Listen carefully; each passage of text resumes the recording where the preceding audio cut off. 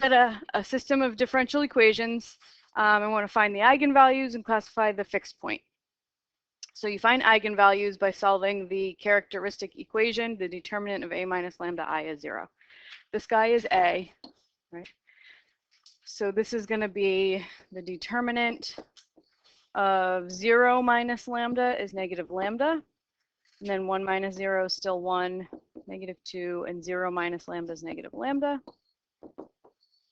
And then to take the determinant, you do AD minus BC. So this is going to be lambda squared minus negative 2. To solve for lambda, we get lambda squared is negative 2, square root both sides. So lambda is plus or minus the square root of negative 2. And then to simplify that, the square root of negative 1 is just I. So this becomes plus or minus I root 2. Okay, so to help you classify this, we say, okay, it's a complex eigenvalue. So it's either going to be a spiral source, a spiral sink, or a center. And you look at the real part of the complex number to determine which one. What is the real part of this complex number? 0. That you can read that as 0 plus or minus I root 2. So the real part is 0, so this is a center. Right, which means that the behavior of the solutions is strictly sinusoidal. It's just going to oscillate around and around and around forever. If this were a harmonic oscillator, it would be like perpetual motion. Just keeps moving forever. There's no damping force. All right, so to find the general solution to the system, we've done some of the work already. We needed eigenvalues. So when we had real eigenvalues, you need both of them. 2 eigenvalues and the associated eigenvectors. If you have complex eigenvalues, you only need 1. Part of the magic of having a complex solution is that it actually is 2 solutions in one, the real part and the imaginary part. So I only need 1 of these eigenvalues. I'm going to take the positive one just to make my life a little easier. And I need to find the associated eigenvector.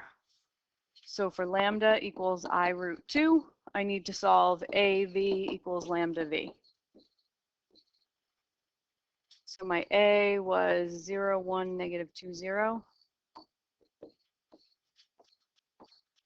times xy equals lambda I root 2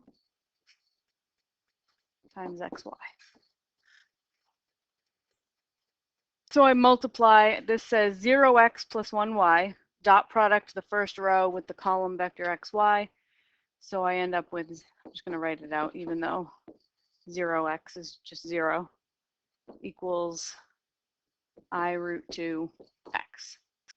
And then my other equation is either going to give me the exact same information or be useless. So you can write it down or not. I'm not going to write it down. So any xy pair other than 0, 0 that makes this equation true is an eigenvector. You can choose any of them. It does not matter which one, your solution will still work.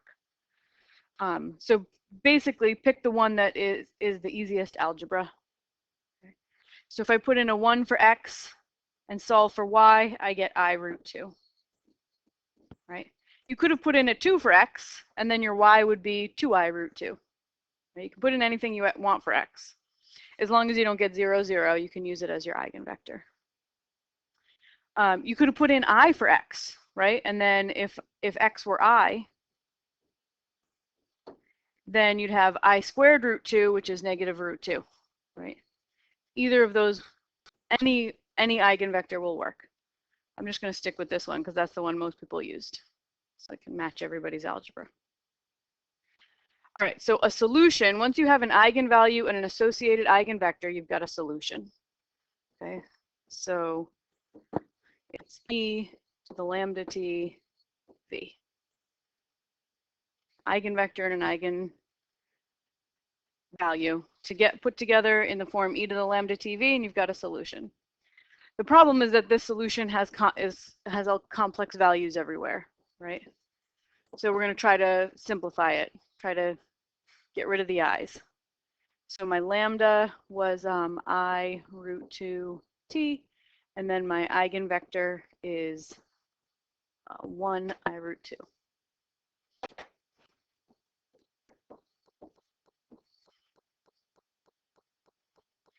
All right, so the way I deal with the i's is Euler's formula. So I have e to the I root 2t. I'm just going to remember, just jot it down up here, that e to the I theta is cosine theta plus I sine theta. So in this case, t is playing the role of theta, and root 2t is playing the role of theta, and then I've got my I. So my solution becomes y equals cosine root 2t plus I sine root 2t. And then that's all times my eigenvector 1 I root 2.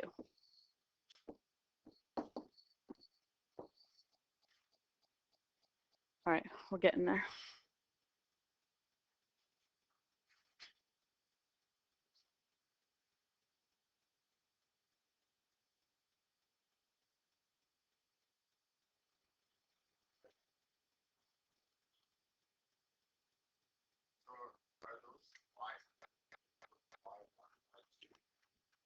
Nope, those are xy.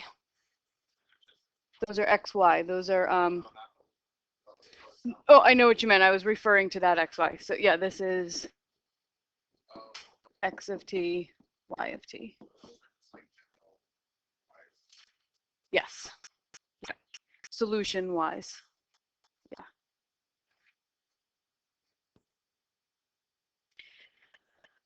Okay, so now I'm just going to simplify what I wrote here. So this is like a scalar. This is just one single value. I'm going to multiply each term in the vector by that thing. All right, so I'm going to have a big vector. So cosine root 2t plus I sine root 2t times 1 is cosine root 2t plus I sine root 2t. And then my second entry is going to be cosine root 2t plus I sine root 2t times I root 2. So I've got I root 2 cosine root 2t. And then when I do I sine root t times I root 2, I have an I times an I, which is I squared, root 2 sine root 2 t. Okay, so what is I squared though? -1. So I'm going to replace that I squared with a -1. So I have cosine root 2t plus I sine root 2t. And then this is I root 2 cosine root 2t minus root 2 sine root 2t. And then I'm going to break this into a real part and an imaginary part. A vector that has no i's plus I times another vector.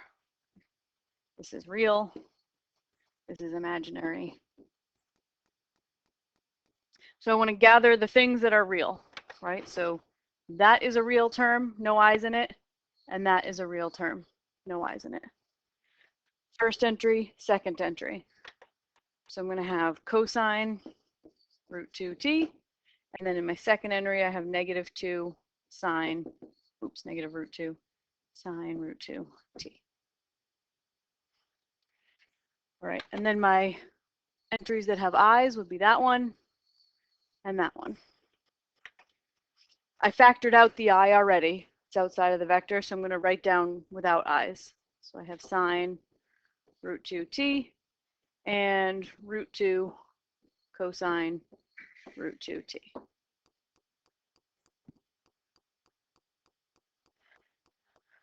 Okay, so it's a lot of work. I've just been rewriting the one solution, e to the lambda tv. I started with my one solution, one eigenvalue, one eigenvector, e to the lambda tv is my solution. All I've been doing so far is algebra to rewrite that. Okay. Now this is where the impressive thing comes in.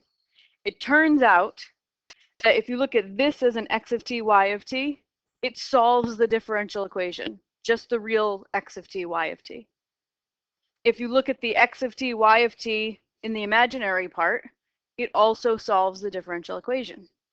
We could check, right? So my differential equation was x prime, y prime,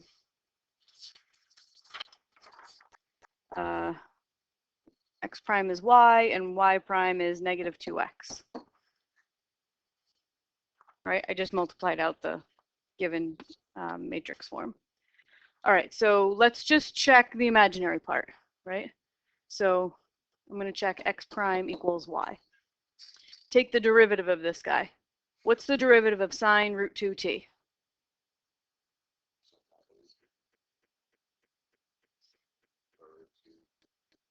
It's the derivative of sine is cosine, right? So instead of x prime, I'm putting cosine root 2t, but then chain rule means I have to put a root 2 times root 2. So that's my x prime. Hey, that's my y, right? That's the y entry of the imaginary part. Y is root 2 cosine root 2t. Check. X prime equals y. Let's check the other equation. Y prime equals negative 2x. If I take the derivative of the y entry, I'm going to get 2 negative sine root 2t. Right? Because the derivative of cosine is negative sine, but then the chain rule, so I'm going to have root 2 times root 2. So I have 2 negative sine root 2t. Is that equal to negative 2 times my x entry? Yes. Right. This negative? Yeah. Derivative of, yeah. So just that imaginary portion, I have one, that's one big solution, right? This thing I wrote is one big solution. It solves the differential equation. I don't like it as a solution because it's full of i's, right? This is a solution, this whole big thing I wrote.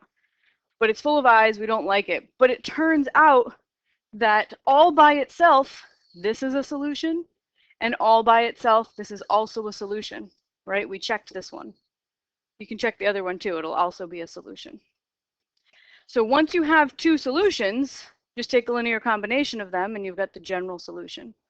And these two solutions by themselves have no i's in them. Yay, right? So now I can just write down a general solution with no i's.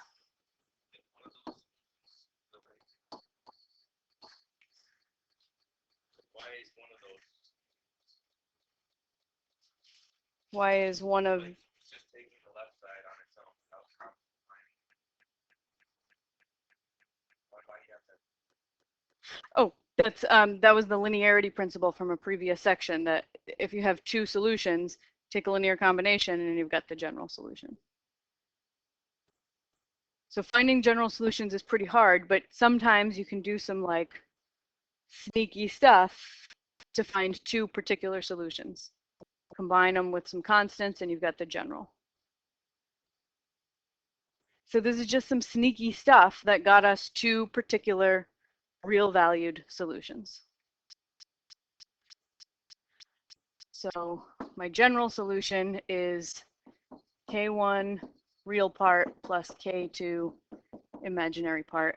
So this is K1 plus K2, and it comes out to, the real part was cosine root 2t, negative root 2 sine root 2t, and sine root 2t, root 2 cosine root 2t. Yeah. We had two solutions. Take a linear combination. You have the general solution.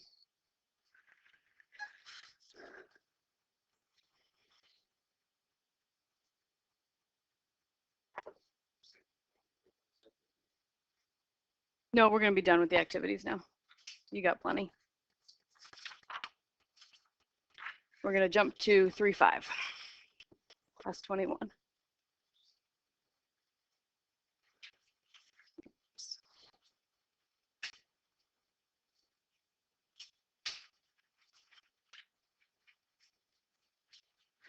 Okay, so we've talked about what the solution looks like when you have two real different eigenvalues, right? When your two eigenvalues are two different numbers, they're distinct. And we've talked about what happens when you have two complex zeros. So we've done this case and this case, right? Where that parabola is representing the characteristic polynomial, right? Two different zeros, no real zeros, they're complex. And now we're going to talk about this repeated zero situation, right? If you're solving the characteristic polynomial and you only get one solution. So it's like a boundary between having two distinct real zeros and two complex zeros, right? Look, imagine moving this parabola up. Two distinct, one, and then two complex. And it forms a boundary between systems that behave like those with two distinct real eigenvalues and those that behave like systems with two complex eigenvalues, sort of in between those two cases. All right, so I've got a system here. I want to compute its eigenvalues. So I'm going to take the determinant of a minus lambda I. So I'm going to have -2 minus lambda, 1, 0, -2 minus lambda equals 0. So I have -2 minus lambda times -2 minus lambda minus 0, because 1 times 0 is 0, equals 0. So I set each factor equal to 0, and I get the same thing, right? I get lambda equals -2 twice. So if you remember from college algebra, we would have called this lambda equals -2 with multiplicity 2. This is a repeated 0.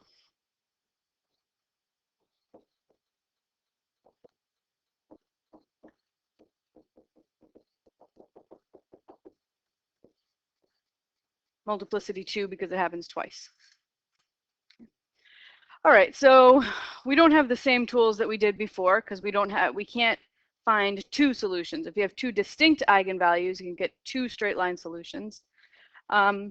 But we're just going to go with what we know and find a straight line solution. So I need an eigenvector. I'm looking for an e to the lambda tv solution. All right, so I have to solve a v equals lambda v. -2, 1, 0, -2 times xy equals -2 times xy. So -2x plus y equals -2x. And so you get add 2x to both sides and you get y equals 0. So somebody give me a vector where y is 0. Any. All right, 1, 0. Pick anything for x. Y just has to be 0. So this is my eigenvector.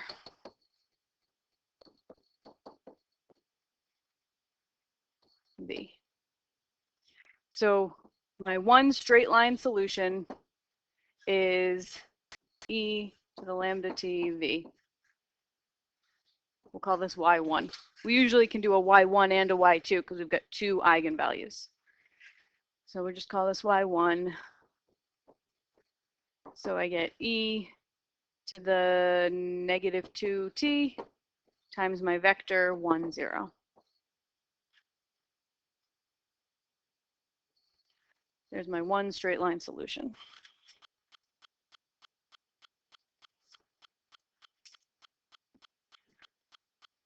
All right, let's look at the phase portrait. Maybe we can get some insight about the solution from there. So this is just one particular solution. There's no k's in it. There's no constant, so it's not a general. We have one particular solution. So here's my phase portrait. We'll have a vector field, and then I put in a bunch of solutions to make a phase portrait. And 1, 0, the vector 1, 0 was my eigenvector.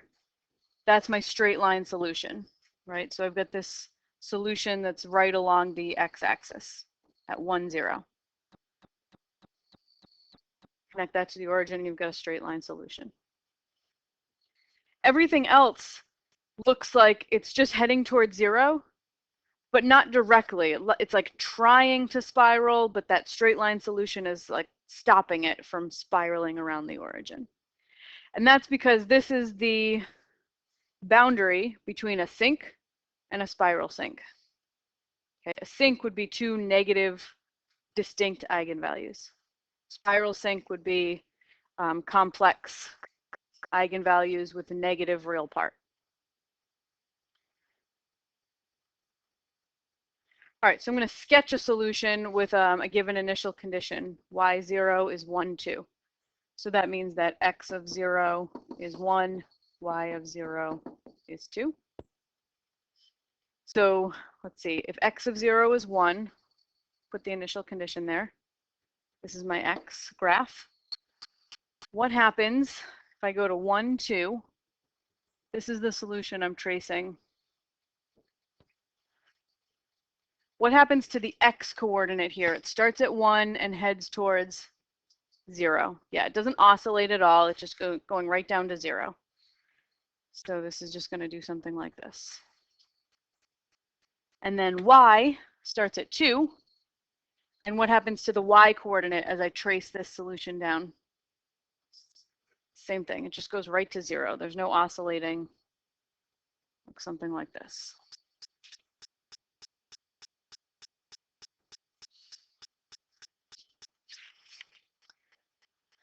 All right, so what we have not yet done is found an analytic solution to this thing, a general solution. I have one particular solution.